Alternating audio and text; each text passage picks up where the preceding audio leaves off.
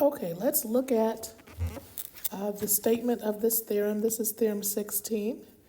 And it says if d squared f at p exists, then it is symmetric. And that means for any v and w in Rn, d squared f at p of v applied to w is the same as d squared f at p of w applied to v. And so we already looked at an example in class. So let's jump straight to the proof. So just recall our setup is that f goes from, some open set u to Rm, and u is a subset of Rn. And we're assuming that d squared f at p exists.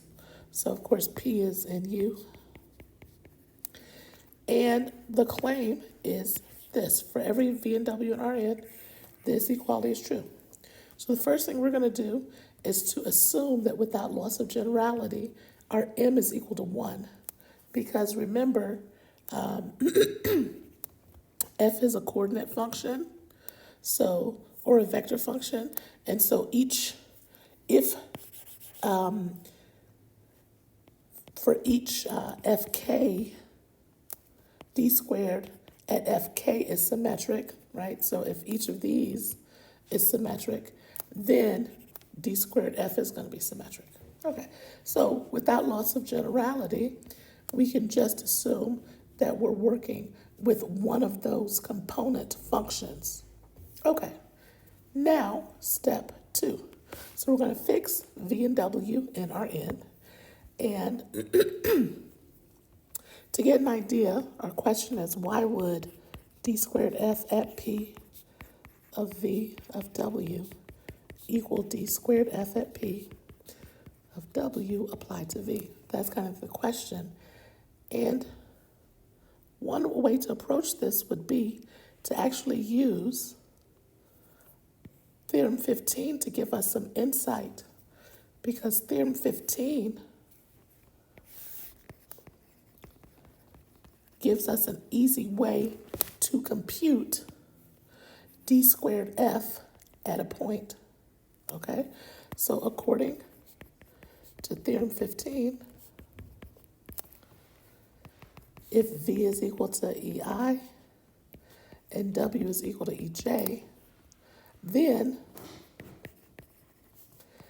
d squared f at p of ei of ej is the partial first with respect to ei, so first with respect to xi, and then with respect to xj. This is at p. Okay, so what exactly does that mean? Well, now we need to look at the definition of these partials existing. So this is actually going to be equal to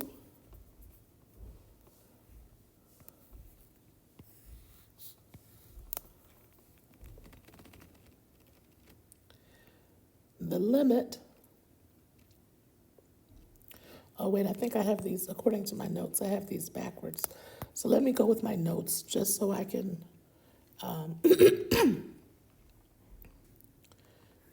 not mess it up. Okay. So this is going to be equal to, right, I'm taking the partial with respect to xi of this function. So I need the limit as t goes to 0 of this function here, partial xj of f, of this function here. And I'm going to look at p plus t ei minus the partial. Let me move it over.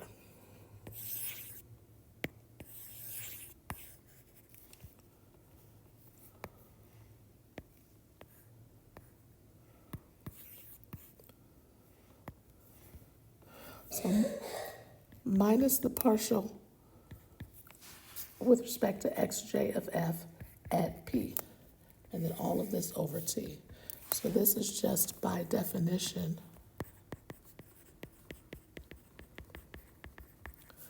of what it means to take the partial derivative, yeah? Okay.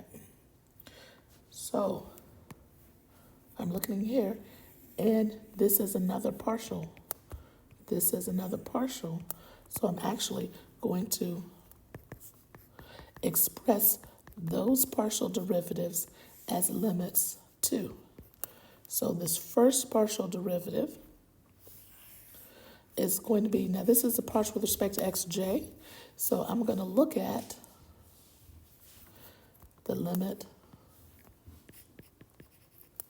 as, let's say s goes to 0, f at p plus t ei plus sj minus f at p plus t ei all over s, yeah? And then similarly, for this partial, I can express it as limit s approaches 0, f of p plus sej, yeah, this should be ej, minus f of p, just minus f of p, and then all of this divided by s. Since d squared f at p exists, these limits, this limit exists, and this limit exists. So limit laws imply that the limit of the difference is the same as the difference of the limits. So I can rewrite this as limit t goes to 0. I have the limit as s goes to 0, and here, the denominator, I'll have s, and in the numerator, I will have f at p plus tei plus sej minus f at p plus tei minus f at p plus sej, and then because I have minus, this is going to end up being plus f at p. Okay? And then I can say, hey, suppose if I'm taking the limit as s goes to 0 and then taking the limit as t goes to 0, this will be the same as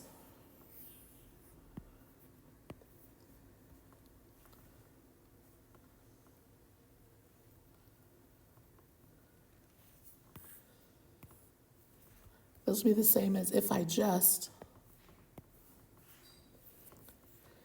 take the limit as s goes to 0 of the whole thing. So I'm going to take s and move it into the denominator.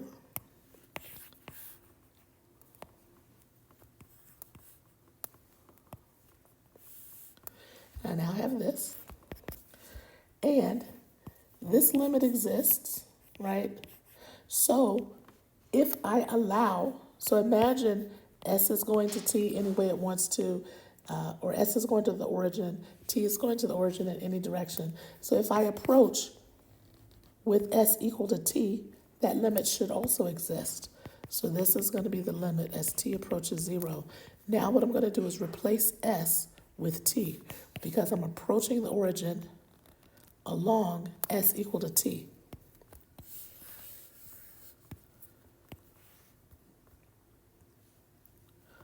So s is going to be equal to t, so that'll turn into t squared.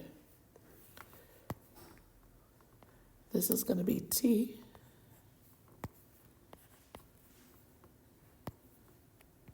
This will be t. And there we go. So notice, just from what we've done here, using Theorem 15,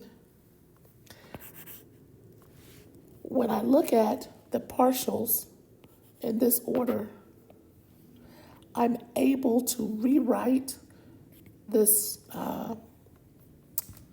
compound fraction. Is that the word for it when you have fractions within fractions? Right? So I'm able to rewrite this because it exists as a limit of something that actually is in symmetric in I and J.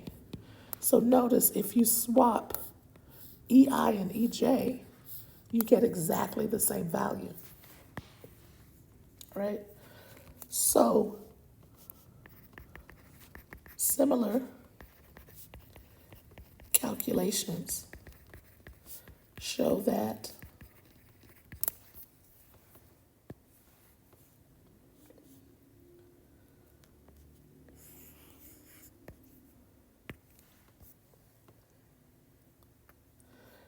this, and now I'm going to swap the I and the J.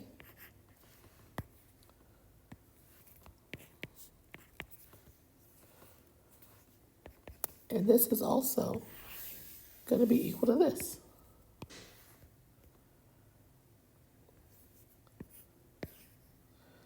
And again, why is that true? Well, if we go back to what we've done here, and if everywhere we swap the I and the J, we'll notice in the end, this function of T in EI and EJ is symmetric in EI and EJ, right? So switch the order and we get the same limit. Okay, so this motivates us to say, in order to compute this, let's show that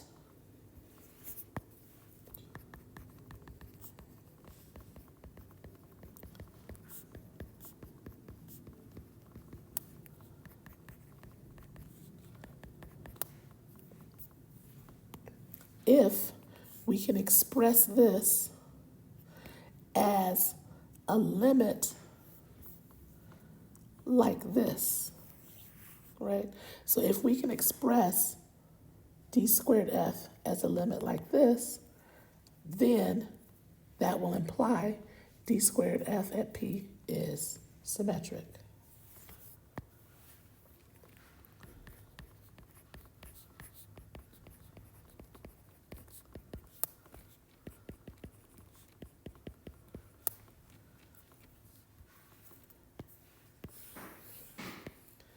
So how would we modify this to go from EI and EJ to the V and the W? Well, we'll have f of P plus TV plus TW minus f of P plus TV minus f of P plus TW plus f of P. And all of that over t squared. Okay? So if this is true, then d squared f at P is symmetric. So our new goal is to show that d squared f at P is equal to that limit.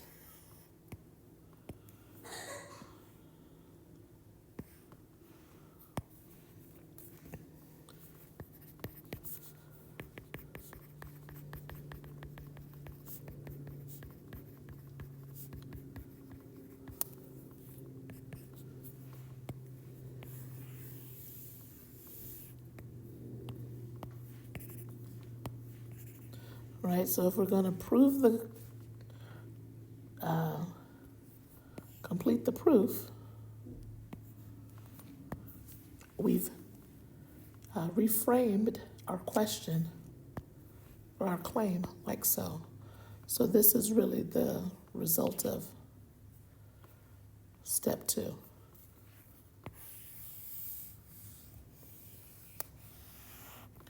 So if step 1 was, without loss of generality, assume m is equal to 1.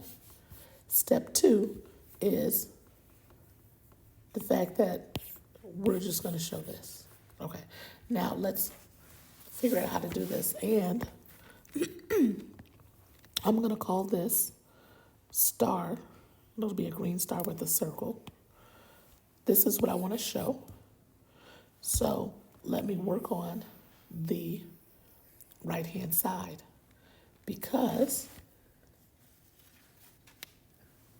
the right-hand side is a difference. It looks like it's very familiar with difference quotient. So for instance, this looks like something where we could say G of B minus G of A, right? And then this looks like something where we could say G of B minus G of A, if you will. So that's going to take us to step 3. So let me focus on this limit.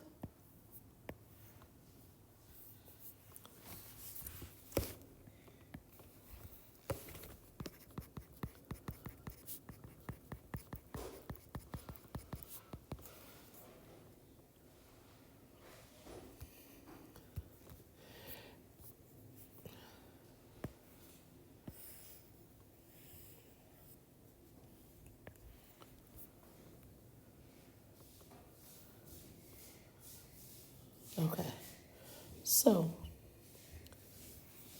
we're going to consider the function g. It'll be f composed with sigma, where sigma is the line segment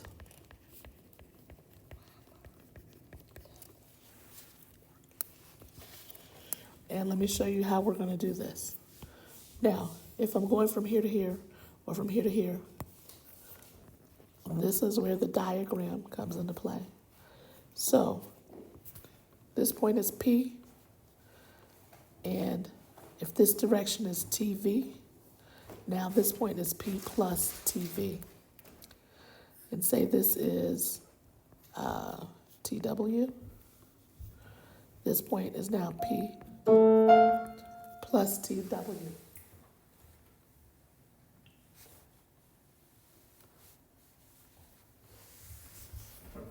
Okay, and then of course this point right here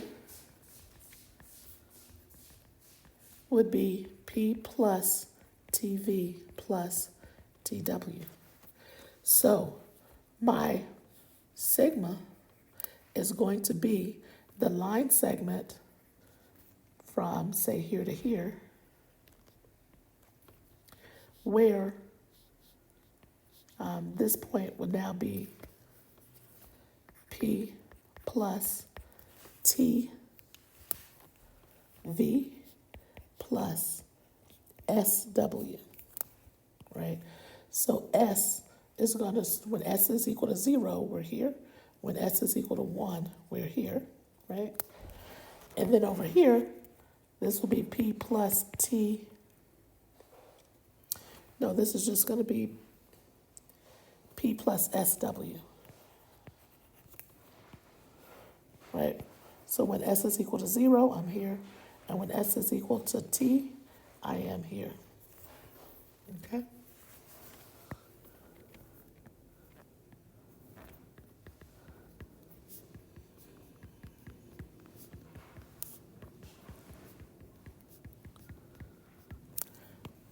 So as we're traveling along this line segment, pick a point, and I want that, the image of that point under F to be G of S. Yes, so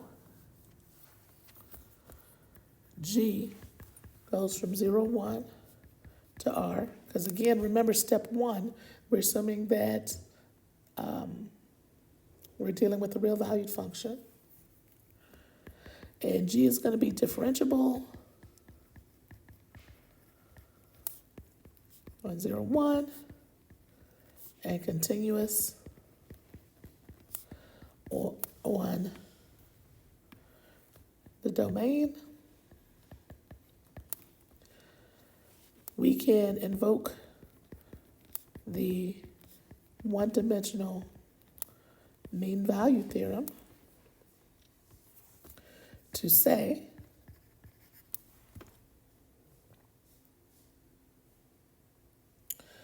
there exists, I think I need to put a T in here.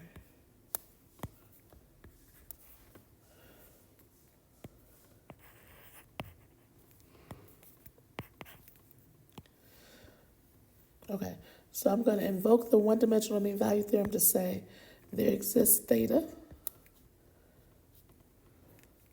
such that g prime of theta is equal to g of 1 minus g of 0 over 1 minus 0. Okay, so the mean value theorem is going to give us that. And then we'll use the chain rule to compute that since G is F composed with sigma, G prime will be the DF applied to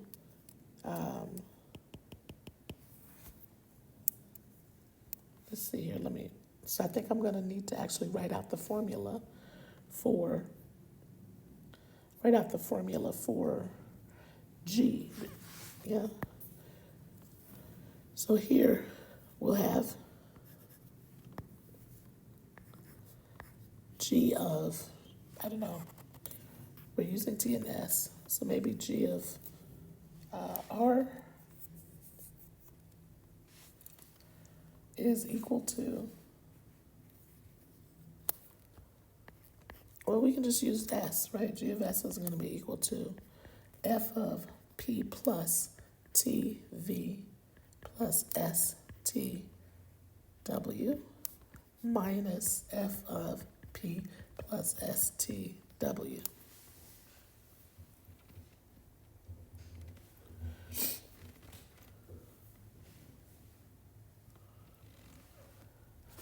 So let me make sure I have this. So G of S,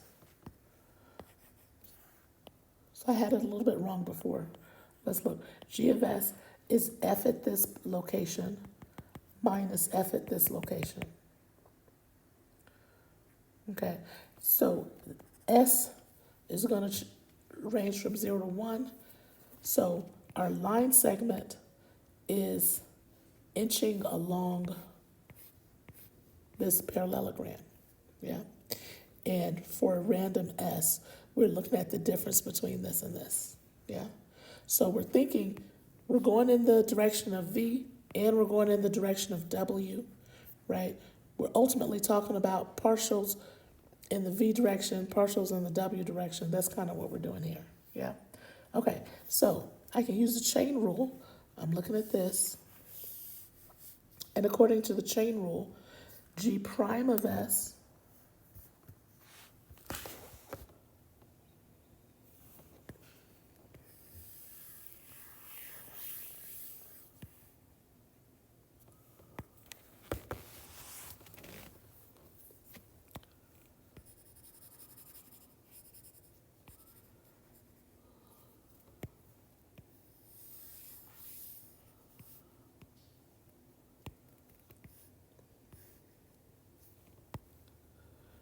let me erase this because this is not true.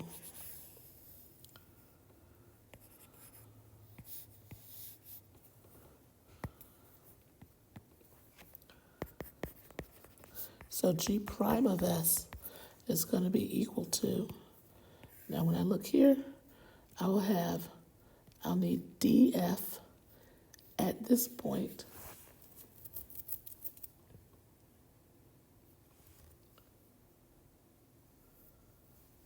applied to TW.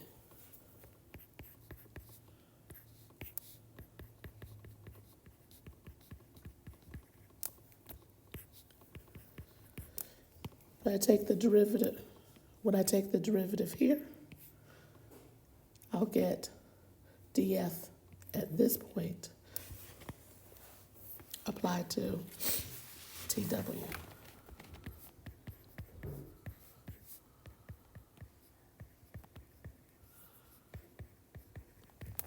Okay. Now I can take this chain rule, result,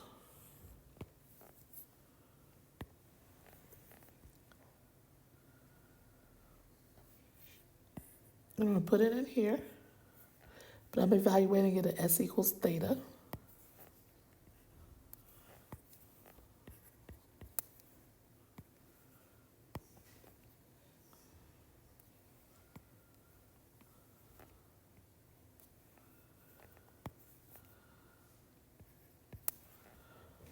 Okay. And what is g of 1? G of 1 is going to be this minus this, or f at this point minus f at this point, and g of 0 is going to be f at this point minus f at this point. So this left-hand side is going to be equal to f at p plus tv plus tw minus f at p plus tw. So f at this location minus f at this location, that's g of 1. And then g of 0 is going to be f here minus f here.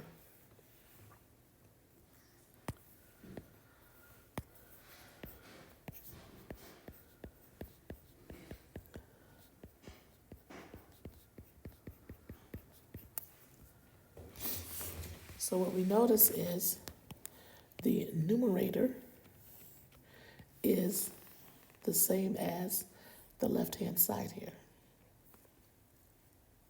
So we're taking the limit, we're looking at the limit as t approaches 0 of this over t squared.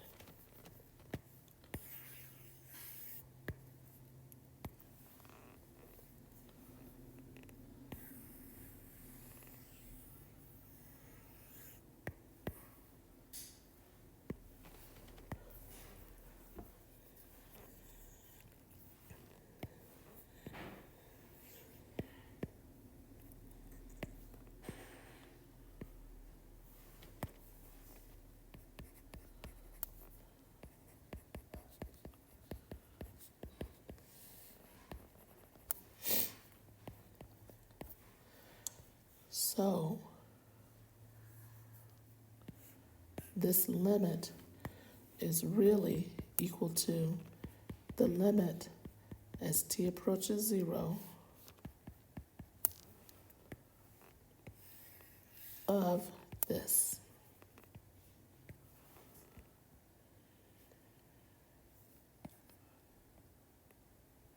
Okay, so what we did was use the mean value theorem and the chain rule to express the numerator here in terms of that df.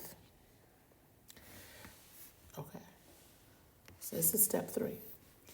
Now, and so let's put our little rectangular box around it. Now, step 4 is where we're going to use the fact that df, the mapping of df, is differentiable. We're going to use that to our advantage. So this is now step 4.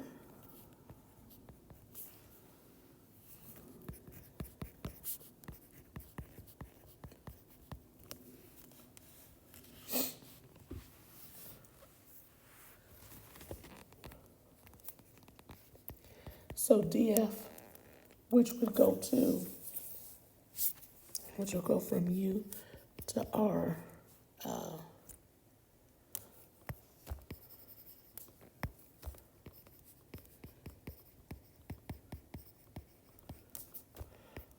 right, p set to df at p. This map is differentiable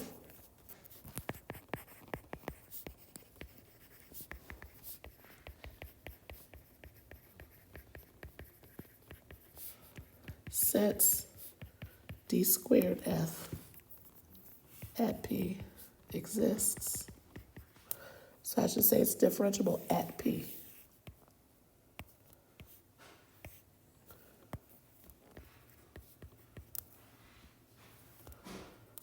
So we can do our usual thing.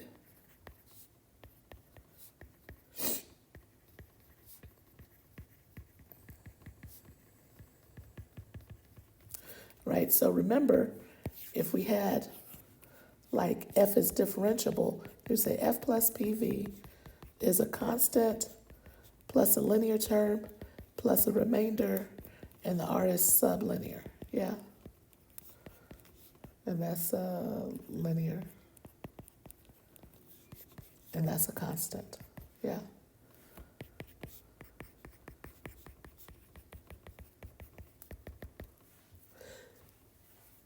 The f is now this, so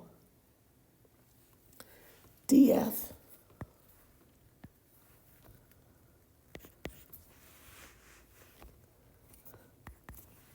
at p plus v is equal to df at p plus some linear, which is going to be, this will be d squared f at p of v plus a remainder, yeah? And this is the remainder that's happening at p, just to be clear. And the reason why we have to keep track of where we're located is we're taking derivatives and we're doing approximations all the way along here. So we need to know where our remainder, right? The remainder function changes based on the location, okay? So this is what we're thinking. And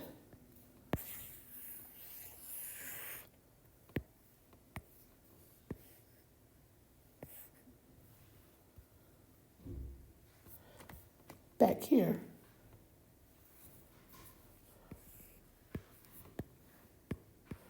we have this.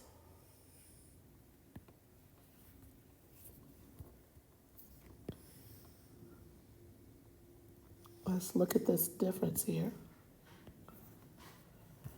And so we'll say, so for small enough t,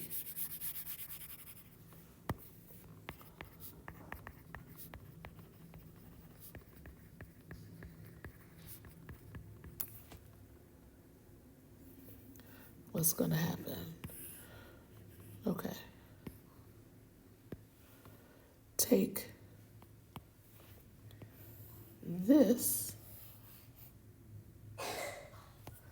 and express this as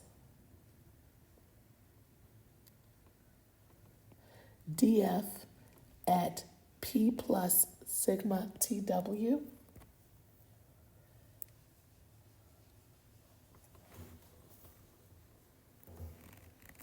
plus tv.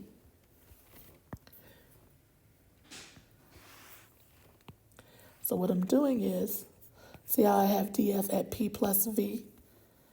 This is the same thing as df at, but instead of having v, I'm going to have all of this stuff, yeah? So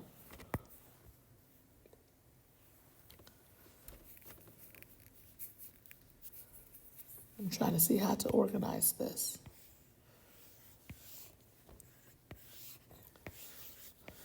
Okay, so this is going to equal,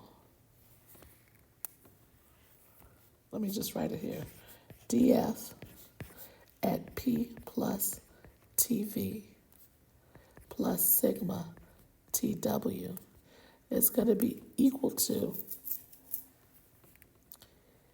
df at p plus d squared f at p of tv plus sigma TW, and then plus my remainder at P TV plus sigma TW. Okay? And my DF at P plus sigma TW is going to be equal to DF at P plus D squared F at P of sigma TW plus my remainder at P of sigma TW.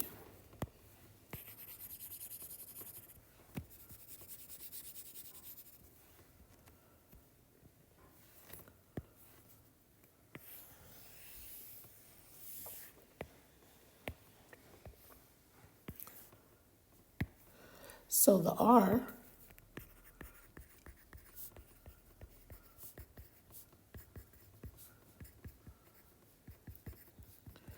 is going to be sublinear.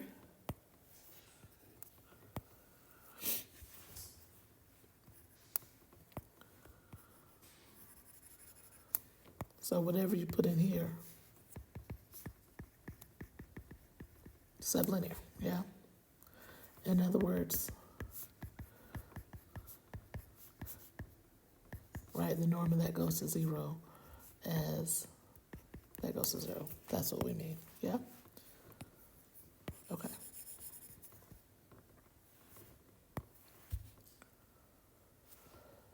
So I'm back down here, and I'm going to use this approximation, which is guaranteed to exist since DF is differentiable at P.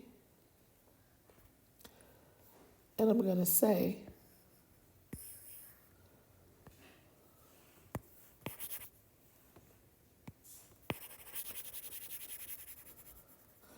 this numerator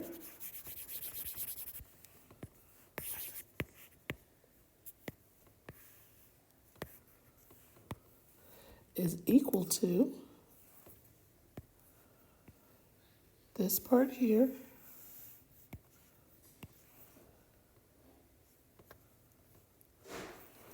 minus this part down here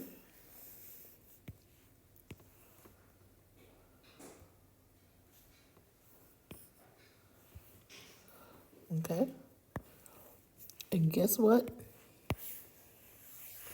We should have some cancellation. So notice this DFP and this DFP will cancel each other out. And we're really left with D squared F at P of TV plus sigma TW minus D squared F at P of sigma TW, and then plus my remainder at P, TV plus sigma TW, minus my remainder at P, sigma TW. Okay.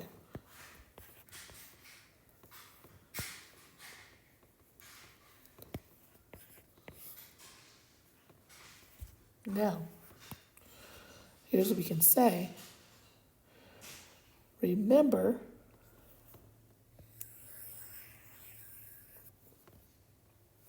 our D squared F is bilinear. So, one thing I noticed, yeah. So this DF, right, is being applied, or we're taking it, and applying it at TW, taking this and applying it to TW. So I need to go back and put in at TW in each of these, at TW, right? This of TW, and then this of TW, TW, TW, TW. Okay, so what's going to be left is this at TW,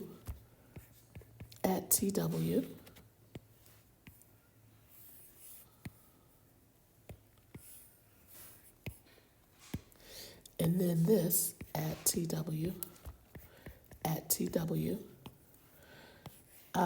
Remember, second derivatives are bilinear. So, since we're at the same location, d squared f at p, this at TV plus sigma TW minus sigma TW, I'm just going to be left with TV, yeah? So this is going to be equal to d squared f at p of TV of TW. And then I can pull out a t from here and a t from there, so I end up with t squared.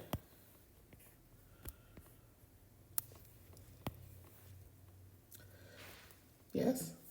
And what's happening with my remainder?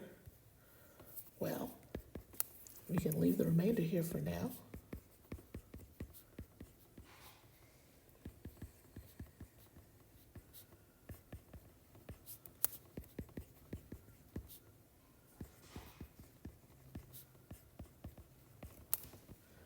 Okay.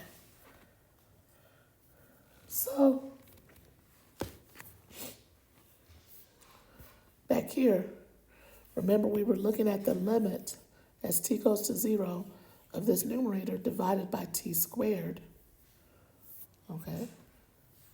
So now this divided by t squared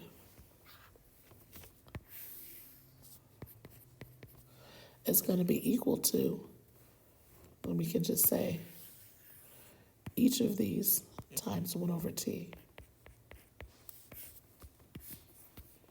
Right? And then notice here, the t squared and the 1 over t squared will cancel each other out, and we'll be left with 1 over t squared times this, right?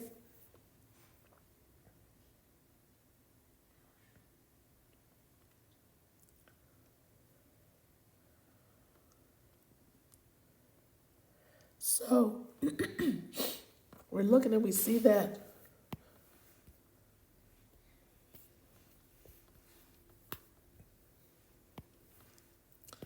this limit here is equal to this limit here was the result of step 3. Now, in step 4, we're showing that this difference quotient is equal to this. Think about what happens as we take the limit as t goes to 0. Limit as t goes to 0. We're very close to getting what we want, right? We want that it's just equal to this. We need to explain why this goes to 0 as t goes to 0. Yeah? And so let's see here. This is our remainder, and the remainders are sublinear. So what does that mean, that the remainders are sublinear? So the remainder is going to be sublinear. So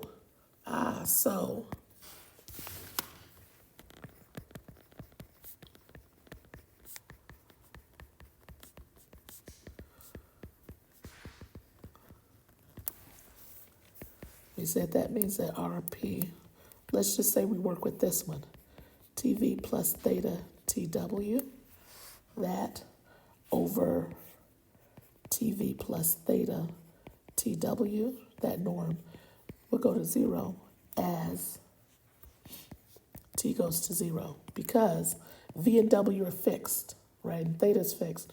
So this goes to 0 if and only if t goes to 0, yeah? Okay, so what does it mean? Remember, this is a linear transformation. This is a linear transformation. This linear transformation, so this is a linear transformation, and it goes to 0. If this goes to 0, that means that at each TV, we're still going to 0, right? So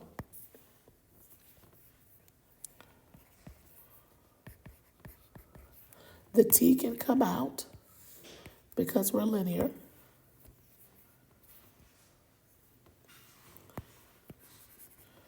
So let's go back and put here.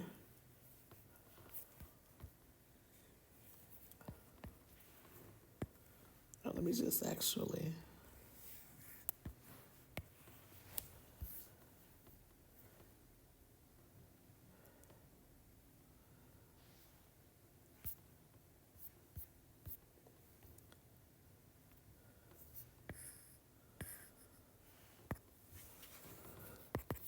So this is 1 over t squared r of p tv plus theta tw at tw, right, minus r of p theta tw at tw. Linear transformation, take that and bring it out.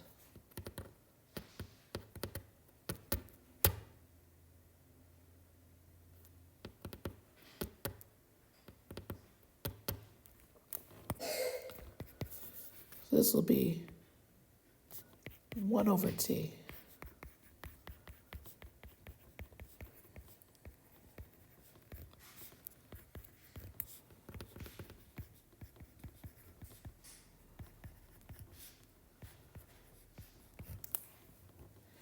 And now we say, since the r is sublinear,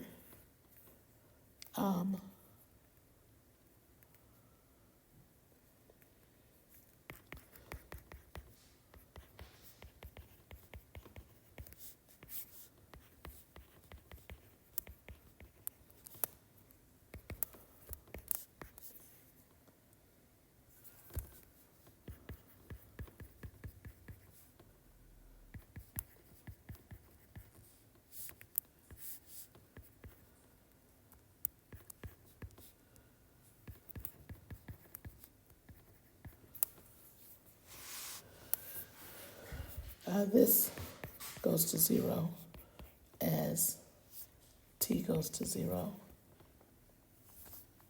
right? So putting it all together, this part here is going to go to 0 as t goes to 0. This has nothing to do with t, so it's just going to go to df, d squared f of p at vw. And we get that this is true, right?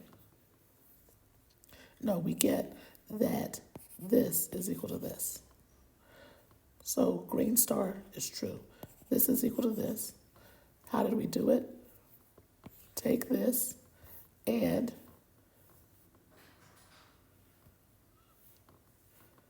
rewrite it in terms of df's using the linear approximation of df at p, since d squared f at p exists. Once you write it like this, you now use the properties of linearity, bilinearity of your second derivative, and the fact that your remainder is sublinear to deduce that this thing is going to go to just d squared f at p of vw as desired. So we'll say so star holds.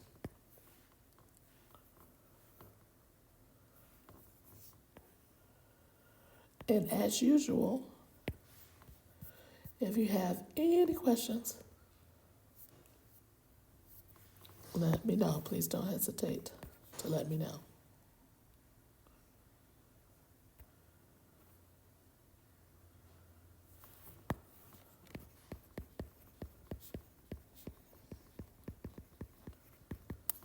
All right.